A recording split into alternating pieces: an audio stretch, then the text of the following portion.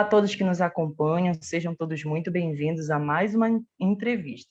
E hoje o nosso bate-papo vai abordar a mudança que acontece no nosso cérebro quando nós estamos aprendendo um novo idioma.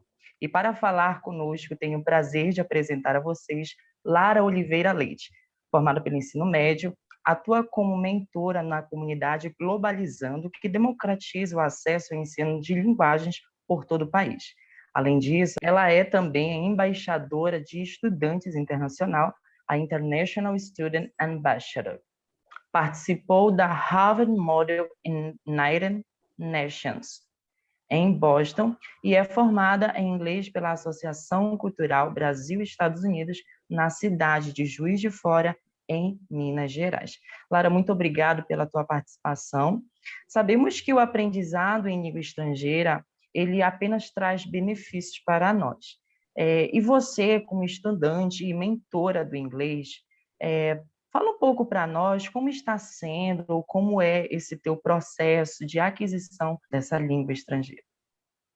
Eu acho que para o aprendizado do inglês, principalmente, a gente precisa fazer uma junção de várias formas. Você focar em só gramática, ou você focar só em vocabulário, não vai te ajudar em nada. Você precisa juntar tudo e utilizar a língua realmente no seu dia a dia. Então, eu acho que para você aprender uma outra língua, você precisa realmente colocá-la no seu dia a dia. Por exemplo, você vai ler um livro, você vai escutar uma música, você vai ver uma série. Tentar sempre colocar no idioma que você está aprendendo, né? Ou trocar são simples coisas da vida, tipo trocar o idioma do seu celular. Isso já vai te ajudar. Então, acho que essas coisinhas pequenas são as mais importantes para fazer você realmente emergir na língua. Isso te ajudou muito nesse processo dessa aquisição de linguagem sua, certo? Com Lara, certeza. quando nós falamos de aquisição de uma língua estrangeira, a gente sabe que traz muitos benefícios, e dentre elas, o multitasking, ou seja, que é aquela capacidade de realizar várias atividades ao mesmo tempo, ela é muito nítida nas pessoas que têm essa capacidade do bilinguismo. Você, como estudante e mentora do inglês, como identifica essa capacidade no seu dia a dia? Eu acho que eu consigo identificar muito bem em questão do raciocínio mesmo. Acho que a partir do momento que você começa a aprender uma nova língua, o seu cérebro está sempre ali ligado. Então, qualquer tipo de informação, qualquer pedaço, por exemplo, se eu escutar alguma coisa em inglês, no meio de alguma frase, eu já vou conseguir associar aquilo ali muito mais rápido do que eu conseguiria antigamente sem a língua, né? Eu acho que também, em outros quesitos, por exemplo, aprendizado de outras formas, a partir do momento que você tem uma segunda língua, ou até mais, é muito mais fácil para você conseguir aprender outras línguas, né? E também aprender outros tipos de conteúdo, a partir do momento que você consegue ter aquele avanço. Então, você vê essa capacidade dentro de você, né?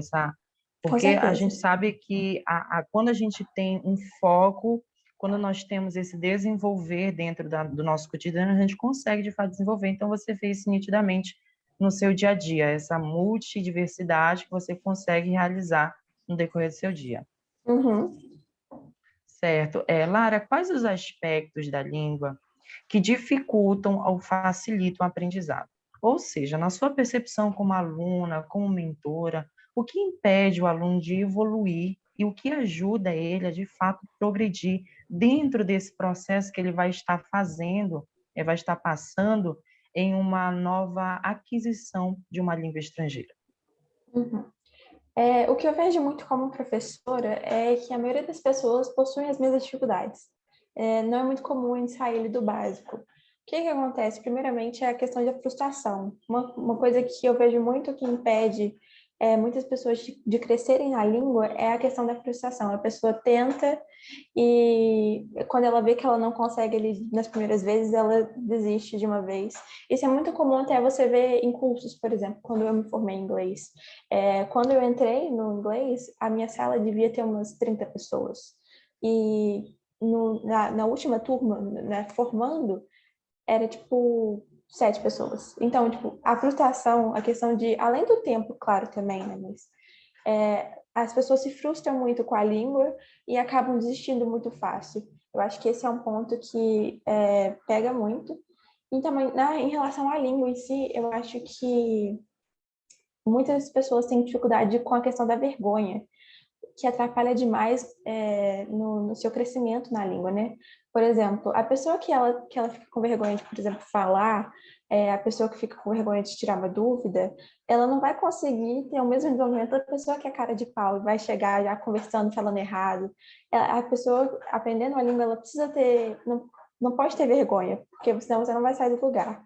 Então, eu sinto que esses dois fatores, frustração e a vergonha, atrapalham muito no aprendizado.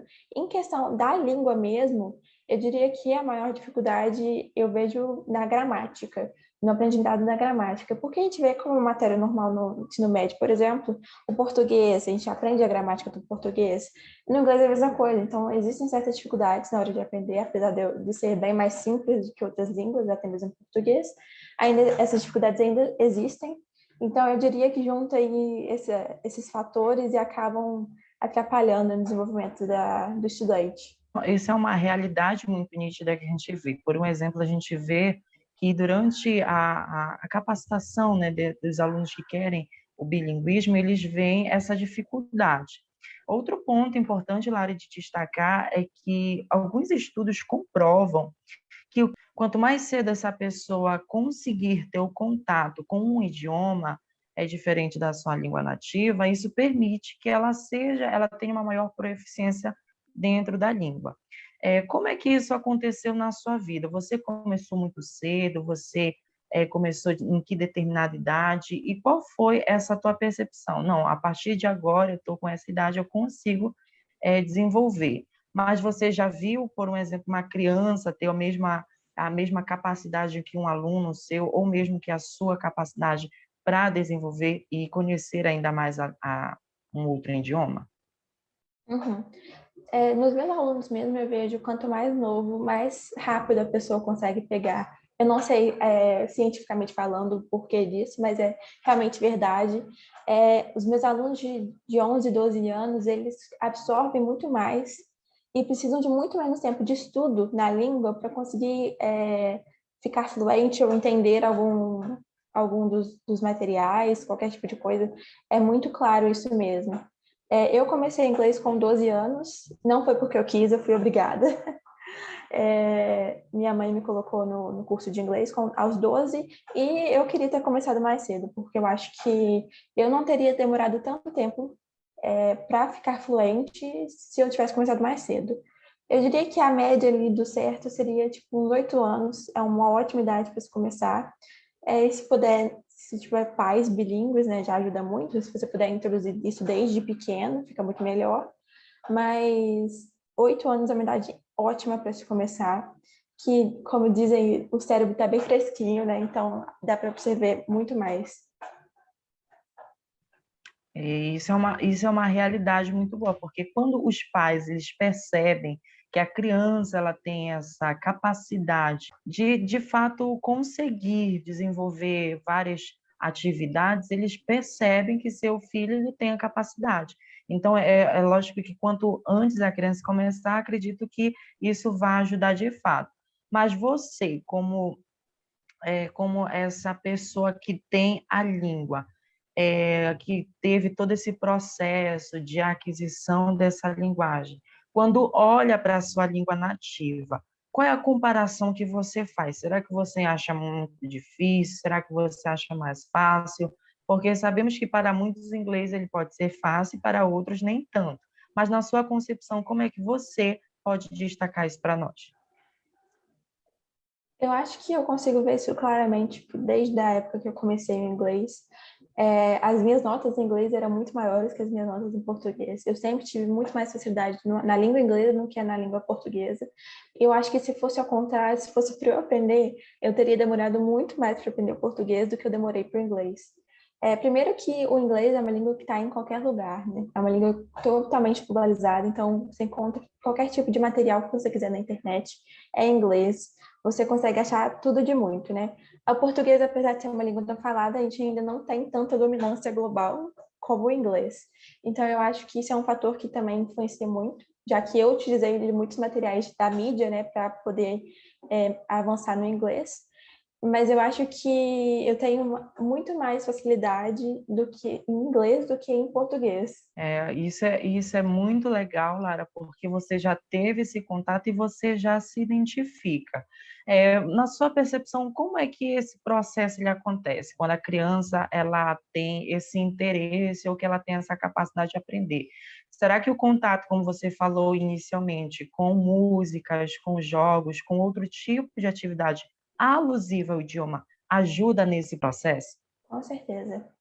Eu acho que, inclusive, é uma das partes mais importantes, porque muitas vezes na sala de aula nós ficamos muito presos à gramática, ao vocabulário, e aprender o verbo to be, aprender os tempos verbais, mas aquilo ali é inglês de sala de aula. O que você aprende em inglês mesmo, é inglês falado, inglês que é realmente utilizado, você aprende fora, né, desse quesito. Claro que é muito importante, é a base do idioma, mas você sair um pouco dessa caixinha também é completamente importante no seu aprendizado. Então, acho que para criança, principalmente, é uma forma muito mais introdutória, muito mais fácil de você introduzir uma música, um desenho animado em inglês, do que você introduzir uma matéria, tipo, pegar Simple Present e apresentar para uma criança. Ou você pode fazer isso de uma forma em formato de desenho.